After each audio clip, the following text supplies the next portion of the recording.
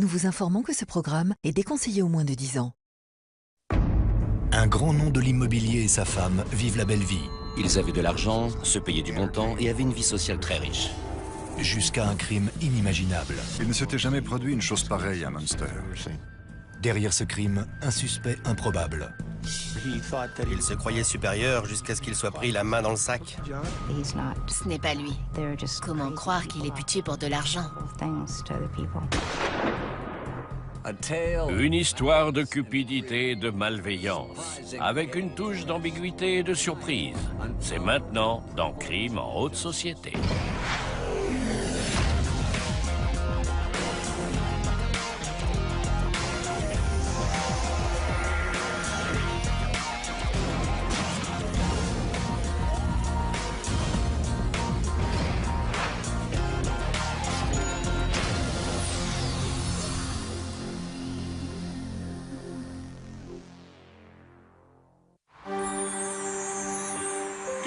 Bonjour l'Indiana, il va bientôt être 9 h.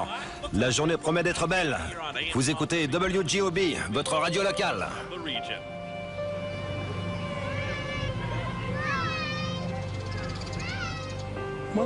Munster est une petite ville tranquille. Il y a beaucoup de grosses propriétés. Ça se voit qu'il y a de l'argent. Une jolie petite ville très arborée et avec de très belles maisons. Il y avait très peu de crimes à Munster. Il n'y avait jamais eu de meurtre, et ça ne semblait pas possible. Le 9 novembre 1989, un bruit inhabituel surprend les résidents de cette banlieue chic de Chicago. C'était juste avant 9 h. La police a reçu un appel signalant des coups de feu. La police se précipite sur les lieux.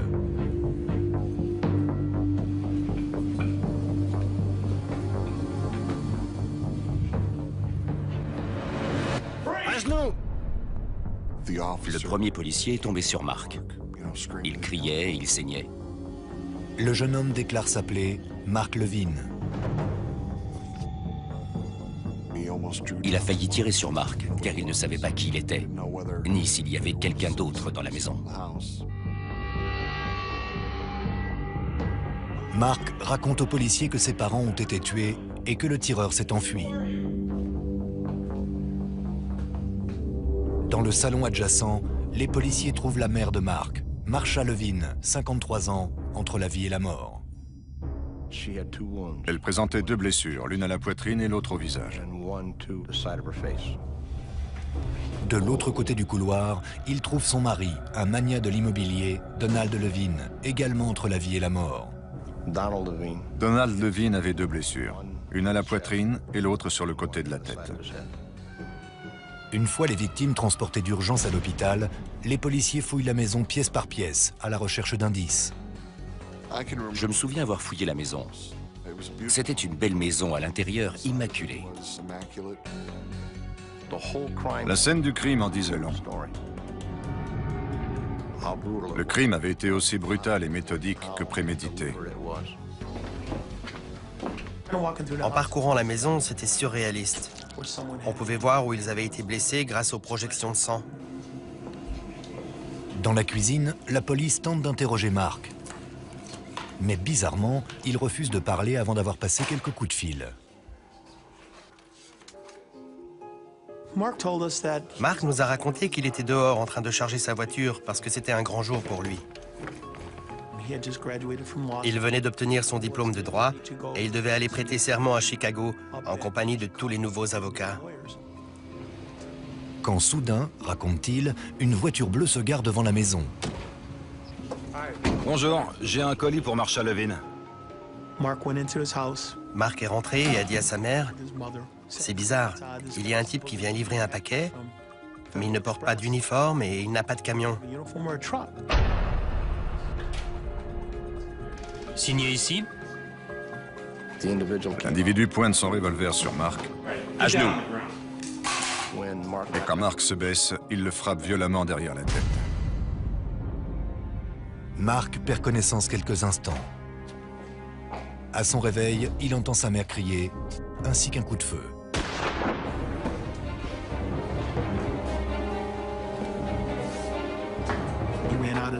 Il a couru de l'autre côté de la rue. Il ignorait ce qui s'était passé avec ses parents, mais il est tout de suite sorti chercher de l'aide. La maison des Levin était située juste en face d'une école primaire. Un individu plein de sang est alors entré dans l'école, ce qui a traumatisé beaucoup d'enfants. Mark appelle la police depuis une cabine téléphonique. Il ressort de l'école, aperçoit le tueur s'en aller en voiture et rentre chez lui. Les policiers sont en train de recueillir des détails quand on apprend que les parents de Mark sont décédés. Jusqu'au meurtre des Levin, l'événement le plus marquant qui s'était jamais produit dans une petite ville de l'Indiana était la naissance du compositeur Cole Porter. Alors, un double meurtre à Munster, la communauté a de quoi être terrifiée. Depuis le tout début, on voyait que ce n'était pas normal. Ce n'était pas juste un homicide. La tension était palpable dans toute la ville. Comment une chose pareille avait-elle pu se produire dans cette petite ville tranquille ? Il y a eu beaucoup de pression sur la police pour résoudre l'enquête. Derrière la porte d'entrée, les enquêteurs trouvent leur premier indice.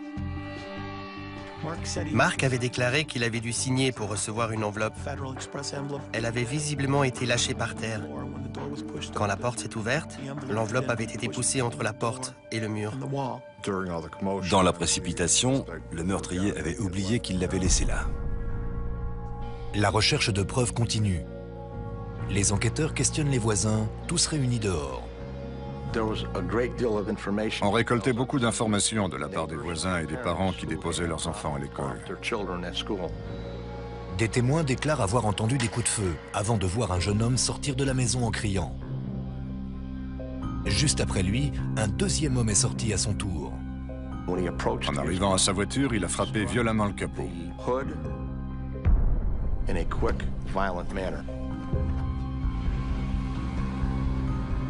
L'homme tourne dans le quartier comme s'il était perdu, avant de s'enfuir. Quelqu'un du coin n'aurait pas fait ça. C'était comme si quelqu'un était venu faire un travail. La police lance un avis de recherche avec un portrait robot et une description de la voiture. Un homme plutôt costaud, avec une barbe. Il conduisait une voiture bleue d'une marque courante. La recherche qu'on a lancée dans tous les postes de police nous a mis sur 800 pistes possibles. Nous étions à la recherche d'un inconnu. Quelqu'un qui avait commis ces crimes horribles dans notre petite ville tranquille, avant de disparaître comme il était arrivé. 2 millionnaires à la morgue. Aucun mobile apparent. Et maintenant, un homme barbu et joufflu, doté d'un mauvais sens de l'orientation. Le mystère de Munster reste entier. It happened at 9 this morning in this fashionable Munster neighborhood. A man claiming to be a delivery person got Mark Levine to let him into the family home. But once inside, Levine was ordered on the floor and struck on the head with a gun. Mark's parents were also home. The assailant then proceeded into the house and shot both Mrs. Marcia R. Levine, age 53, and Donald Levine, age 55. On en parlait partout. On ne parle de nous dans les journaux de Chicago que lorsqu'il se passe vraiment quelque chose d'important. This investigation is ongoing. We are continuing to determine if other parties were involved in this killing. That is one aspect of this case that needs to be resolved. C'était un quartier chic et tranquille. Alors un double meurtre en plein jour, ça a fait beaucoup de bruit. Avant cet événement, le dernier meurtre qu'on avait connu remontait à 8 ans auparavant. La police n'avait pas eu à résoudre beaucoup de meurtres, car ce genre de choses n'arrivait pas à Munster. Cette affaire faisait beaucoup jaser, car avant tout, ça se passait à Munster, dans l'Indiana. Il n'y a quasiment pas de meurtre à Munster. Et en particulier dans ce milieu-là. Qui avait bien pu faire ça? Ils étaient très respectés dans leur communauté. Leurs voisins et leurs amis les appréciaient beaucoup. Et ils ont tous été très choqués par ce qui leur est arrivé.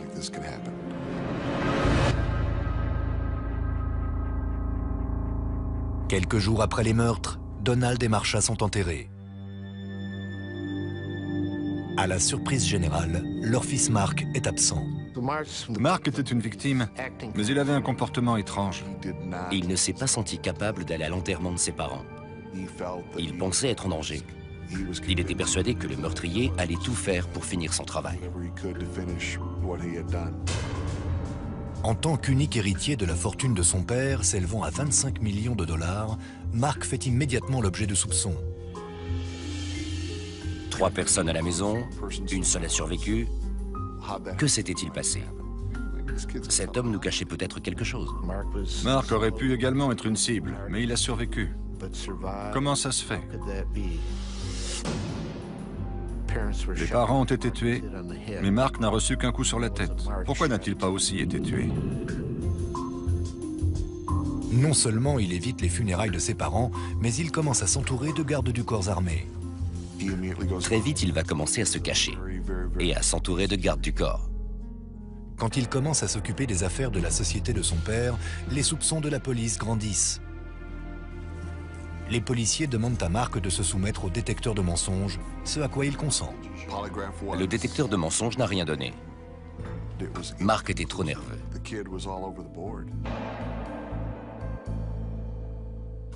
Sur le papier, Mark Levin représente l'enfant modèle.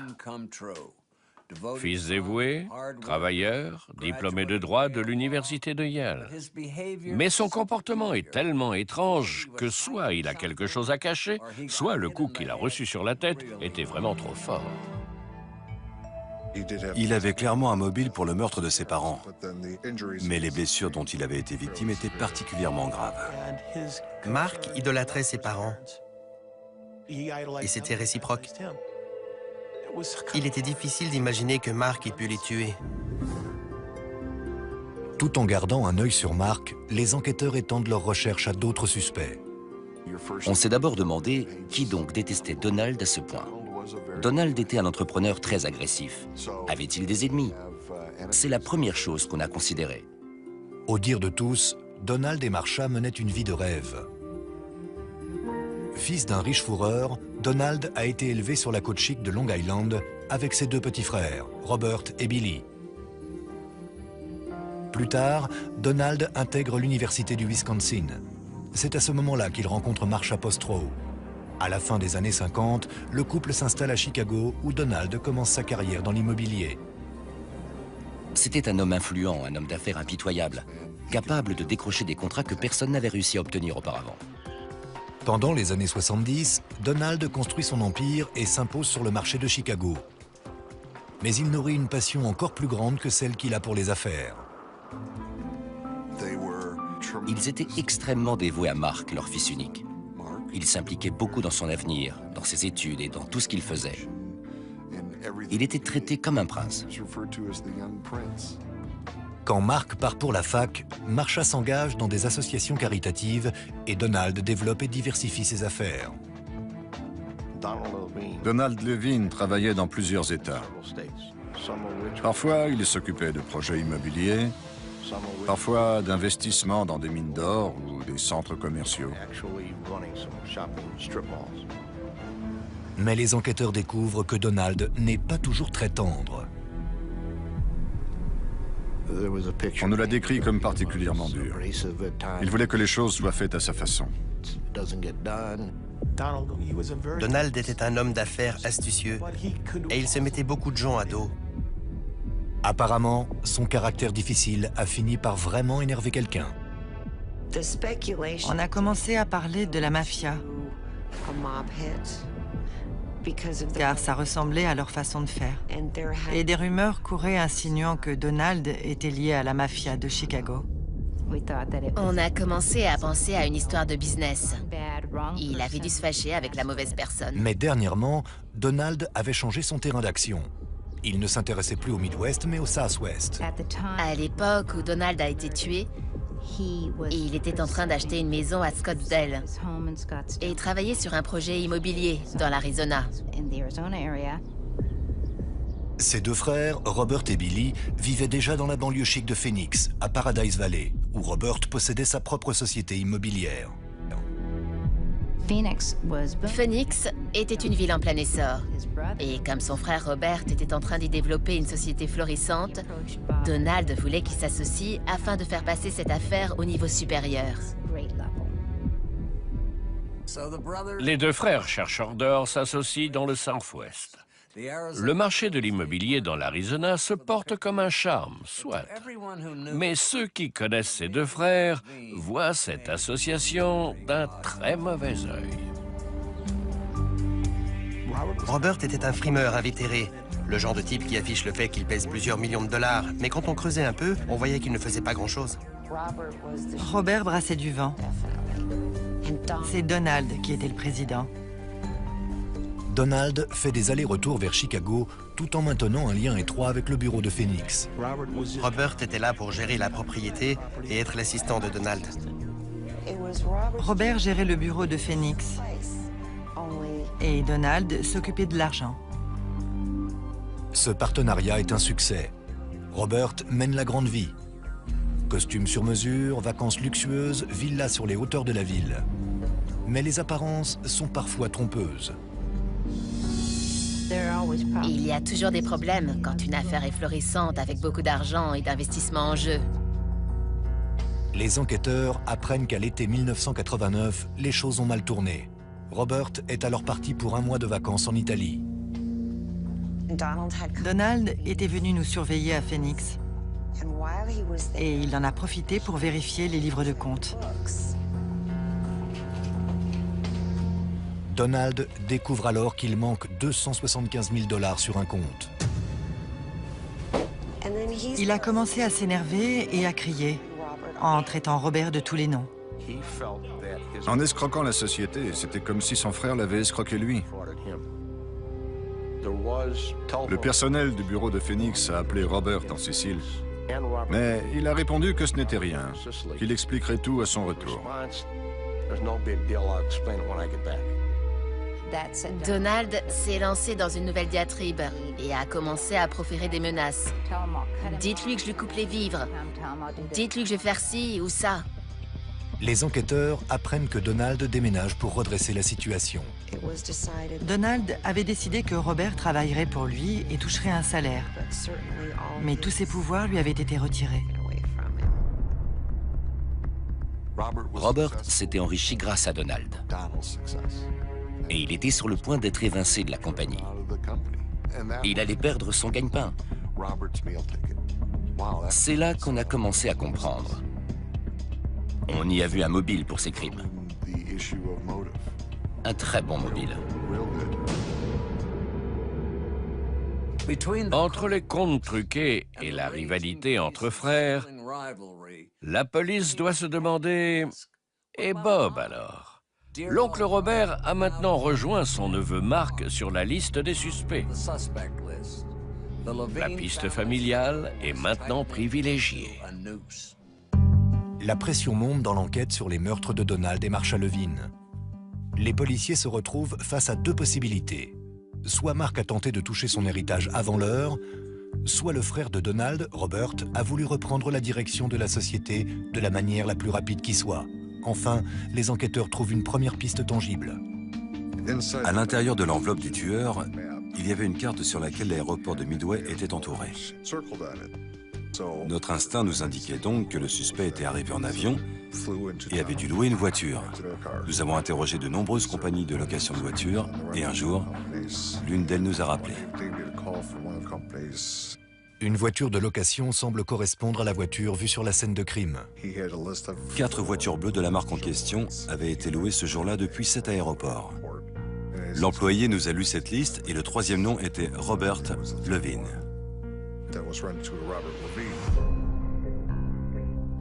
Barbu et costaud, Robert répond à la description de l'homme armé.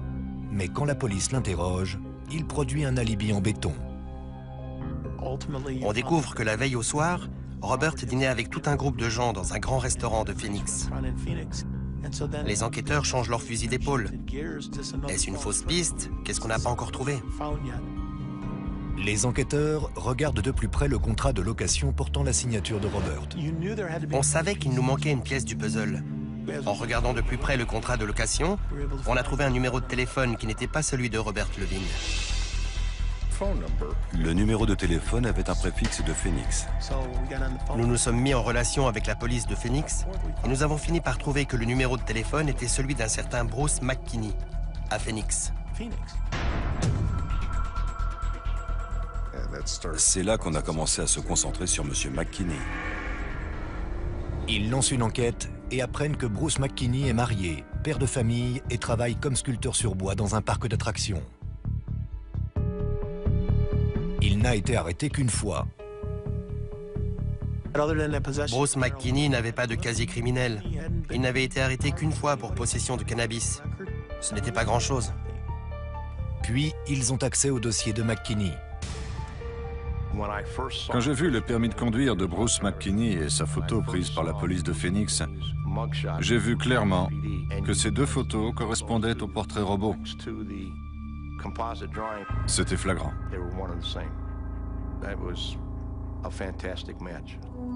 On trouve également un autre lien. En interrogeant les employés de la compagnie des Levine, on s'aperçoit que Bruce McKinney serait un ancien employé. Apparemment, Bruce McKinney avait été engagé sur les recommandations de Billy, le plus jeune des trois frères. Mais son rôle dans la compagnie, personne ne le connaît. Il venait souvent au bureau. Il était supposé travailler sur le développement de projets à Tucson. Je me souviens avoir demandé ce qu'il faisait là, mais personne ne savait.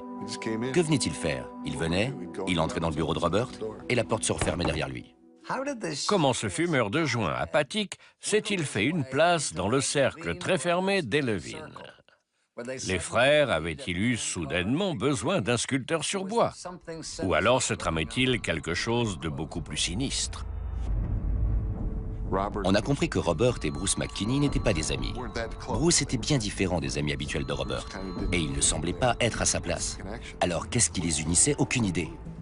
Mais il y avait ce lien indéniable, celui du contrat de location de voiture.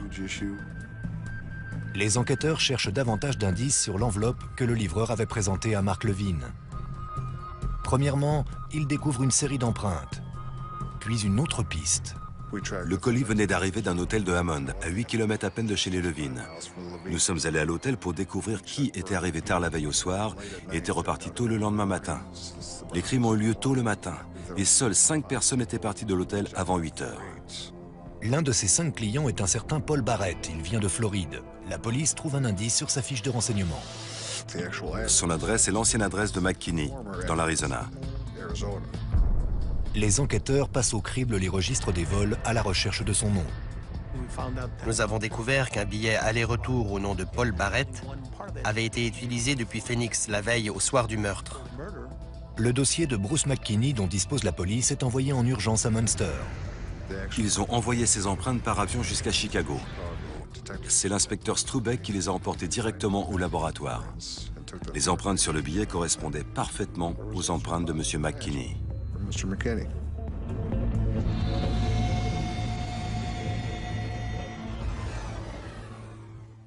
C'est une grande étape franchie pour les enquêteurs de Munster.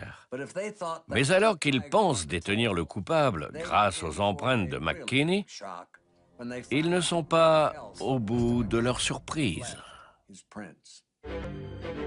Un mois après le terrible double meurtre des Levine, les enquêteurs trouvent enfin une preuve solide reliant Bruce McKinney à la scène de crime.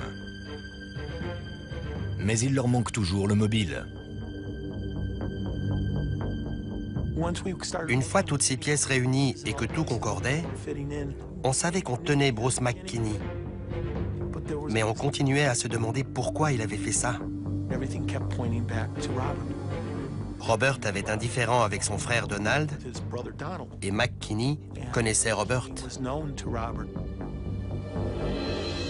On avait un mobile, on avait une opportunité, Robert et Bruce se connaissaient, plusieurs témoins les avaient vus ensemble.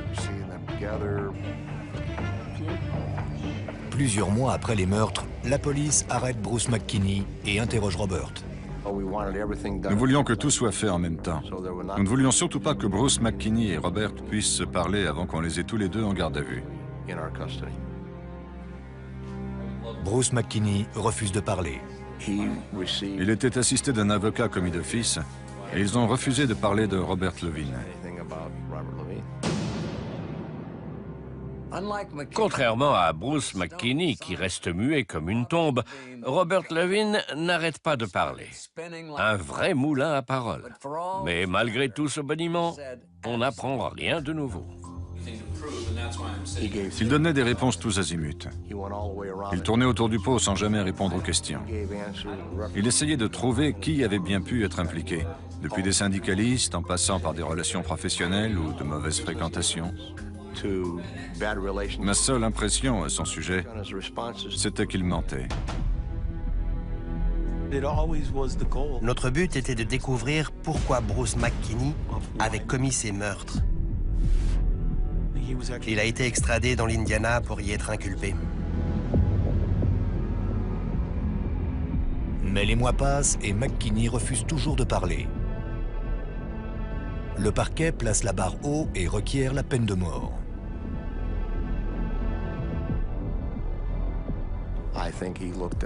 Il a regardé son avocat, certainement en repensant à toute cette histoire et à la façon dont avait été menée l'enquête. C'est alors qu'il s'est dit qu'il serait dans son propre intérêt de collaborer et d'échapper ainsi à la peine de mort.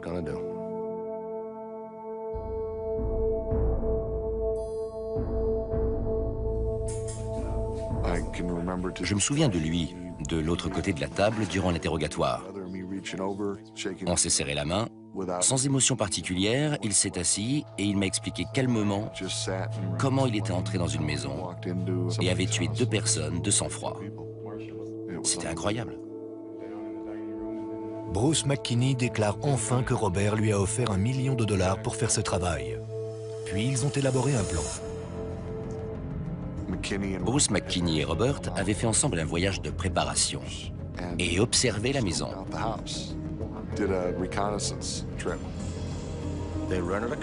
Ils avaient loué une voiture avec la carte de crédit de Robert Levine et son permis de conduire de l'Arizona.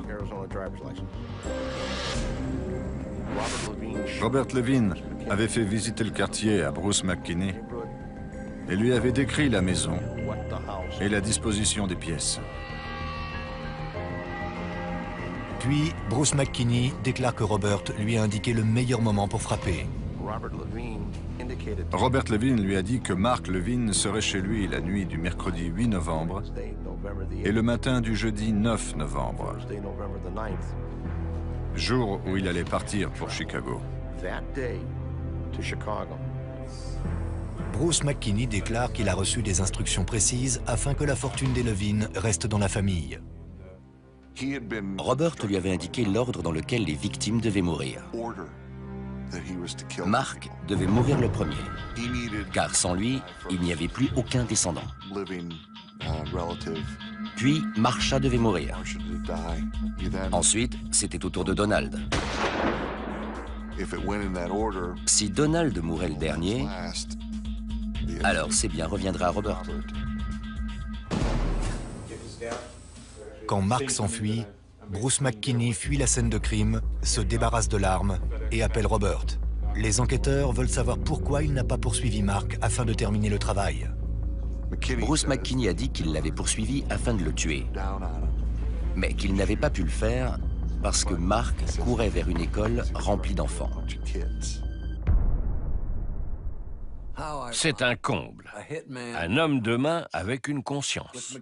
La version de Bruce McKinney entre ses mains, le parquet tient Robert Levine. Mais il lui faudra bien plus que le témoignage d'un malfrat pour le condamner. Nous savions qu'il y aurait un problème de crédibilité du personnage, considérant ce qu'il avait fait. Notre seule solution était de fournir toutes les preuves qui accréditeraient sa thèse. Il y a eu des appels téléphoniques enregistrés depuis plusieurs hôtels vers le bureau de Robert Levine et à son domicile, de la part de Bruce McKinney, depuis les hôtels dans lesquels il descendait dans tout le pays. S'il disait « je suis descendu dans tel hôtel », on y allait et on récupérait la facture. S'il disait « j'ai loué une voiture à tel nom », on allait à l'agence de location pour récupérer la facture. S'il disait « j'ai pris l'avion, j'étais assis à telle place », on interrogeait les passagers pour savoir si c'était vrai. Plus d'un an après les meurtres, Robert Levin est mis en examen par le jury d'accusation pour complot en vue de commettre un meurtre. Mais au moment de l'arrêter enfin, la surprise est grande. Nous avions un mandat d'arrêt et je me rappelle Chuck Grolucky venir vers moi et m'annoncer « il est parti ». Robert avait senti qu'il ne pourrait plus échapper à la justice. Alors il s'était volatilisé, il était parti au Mexique. À ce moment-là, on était dépités. Pendant des semaines, les enquêteurs tentent de le localiser, sans succès. C'était tellement frustrant. Nous venions enfin de réunir toutes les preuves nécessaires à son arrestation, mais il avait disparu. De plus, il était dangereux. Ils n'ont aucune piste et se retournent donc vers ses amis et sa famille. Nous avons exercé une grosse pression sur la mère de Robert et son frère Billy. Je pense que Robert ne pouvait plus le supporter. Robert Levin se rend aux autorités de Los Angeles. Avant son extradition dans l'Indiana, il est incarcéré à la maison d'arrêt de Los Angeles. Le centre correctionnel se trouve au centre de Los Angeles. C'est un endroit effrayant. Nous l'y avons accompagné et quand la porte s'est ouverte, il y avait 2 immenses gardiens pour l'accueillir. Je n'avais jamais vu des hommes aussi grands. Quand on leur a confié Robert, il était terrifié. Je l'étais moi-même alors que j'allais repartir. Et je me suis dit, bonne chance ici, on se revoit dans l'Indiana. On n'imagine pas qu'on puisse avoir l'envie irrépressible de tailler le bout de gras avec tous les malfrats de la prison. Mais Robert en était capable. Et d'ailleurs, c'est ce défaut qui le mènera à sa perte.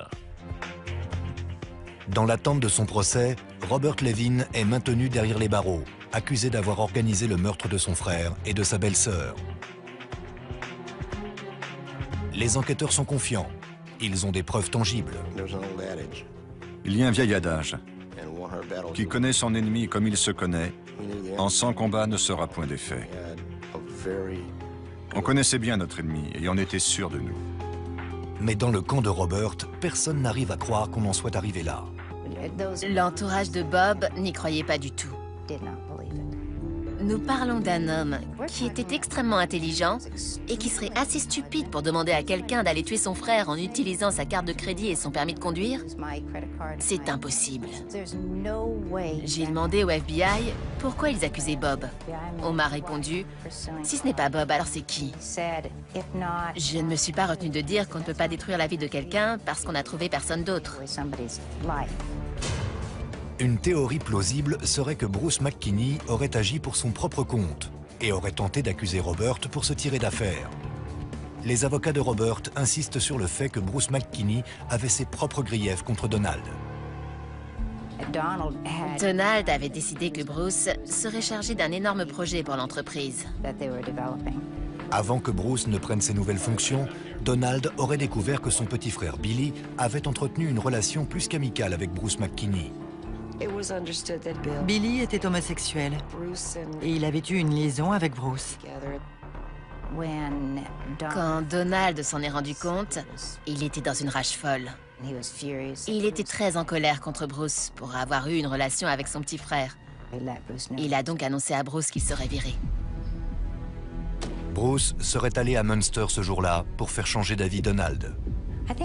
À mon avis, Bruce se trouvait dans une impasse. Il fallait qu'il parle à Donald. Il voulait l'obliger à entendre ce qu'il avait à lui dire. À savoir que sa relation passée avec Billy ne changeait rien à ses qualifications pour ce travail. C'est le rôle des avocats de la défense que de semer le doute et de lancer des rumeurs. Mais cette révélation sortie d'un chapeau fait l'effet d'une bombe. Personne ne sait à quel point le parquet en souffrira, mais en tout cas, tout le monde meurt d'envie de le savoir.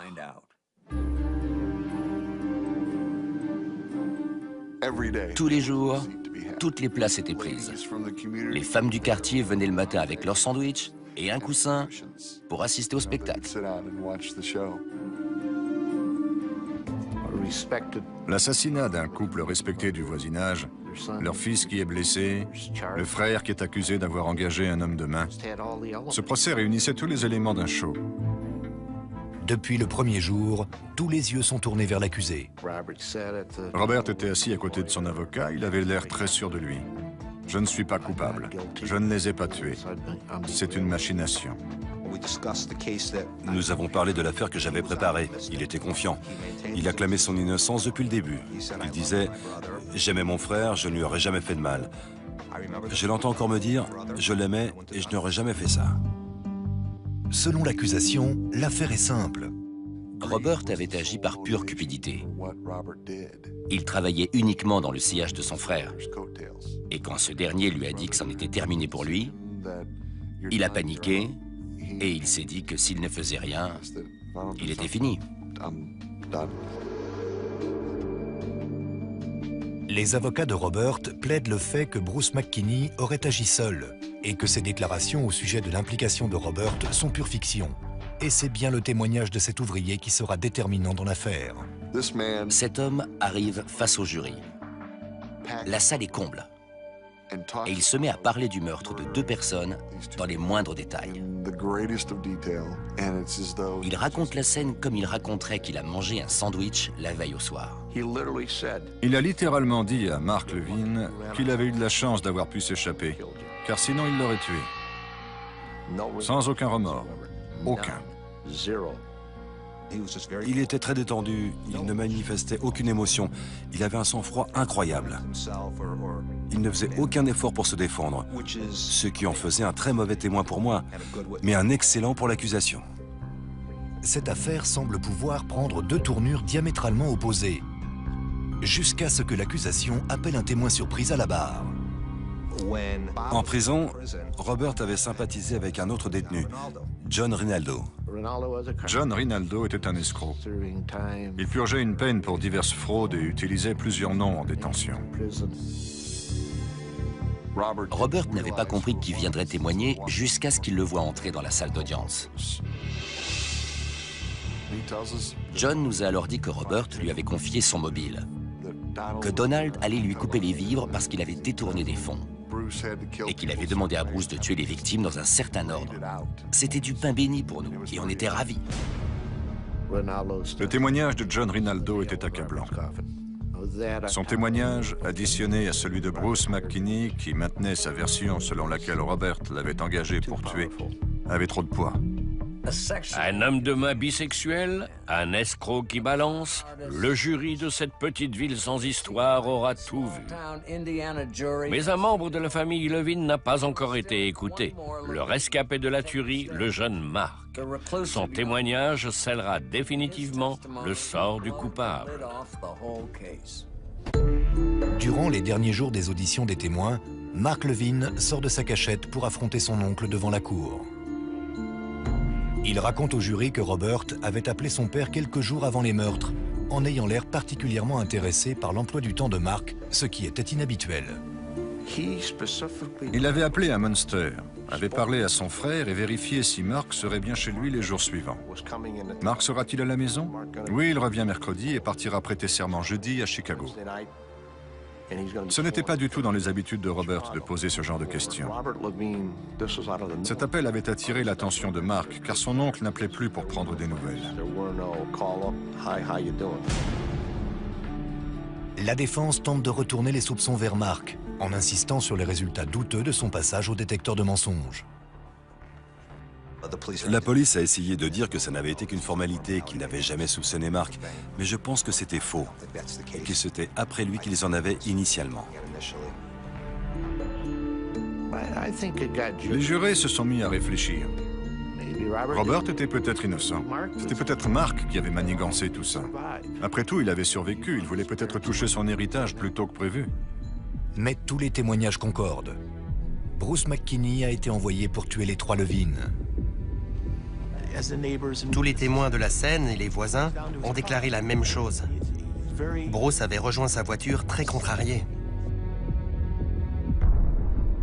Il avait frappé son capot avec rage, comme pour dire « Je l'ai raté, je n'ai pas réussi à accomplir ma mission ». L'idée que Mark puisse organiser les meurtres de ses parents même si on ne peut jamais dire jamais, semblait complètement impossible. Quand on connaissait ses relations avec ses parents, c'était inimaginable. Pendant 12 heures, le jury délibère autour des preuves accablant Robert. Il est finalement déclaré coupable d'avoir organisé les meurtres. Robert Levine a lâché quelque chose du genre « c'est pas vrai ». Certaines personnes m'ont demandé si j'étais sûr de moi. J'ai toujours répondu « ouais, je suis sûr ». Robert Levine avait engagé Bruce McKinney pour tuer son frère. Il avait un certain train de vie qu'il ne pouvait pas imaginer perdre. Il a fait tout ce qu'il pouvait pour tenter de le conserver. Robert écope d'une peine de prison à vie, sans possibilité de liberté conditionnelle. Quand le juge a demandé à Robert s'il avait quelque chose à ajouter, il a continué à dire « je n'ai rien fait, je n'ai rien fait ». Et il continuait à dire qu'il aimait son frère. Je suis certaine que ce n'est pas lui. Je sais qu'il est innocent. La théorie du complot est plus facile à croire que le fait qu'un homme tue son frère pour de l'argent. Mais tout le monde pense le contraire. C'était l'histoire classique d'Abel et Caïn. Robert aimait jouer au millionnaire et il voulait que tout le monde le voie comme un être supérieur. Cette affaire nous montre à quel point la cupidité peut mener les gens à faire des choses terribles, comme tuer. Robert aurait voulu être comme Donald, mais ce n'était pas le cas. Il n'était pas aussi brillant, il n'était pas aussi doué pour les affaires. Il aurait pu demander à son frère de l'aider. Donald aurait pu l'aider à progresser professionnellement. Mais au lieu de ça, Robert a préféré tuer son propre frère. Dans cette histoire, c'est Mark Levine qui mérite notre compassion. Non seulement il aura perdu ses parents, mais il aura été victime de soupçons pendant plusieurs années, terrorisé à l'idée que le meurtrier puisse revenir pour finir le travail. Ce souvenir doit le hanter encore aujourd'hui. C'était Dominique Dunn. Merci de nous avoir suivis.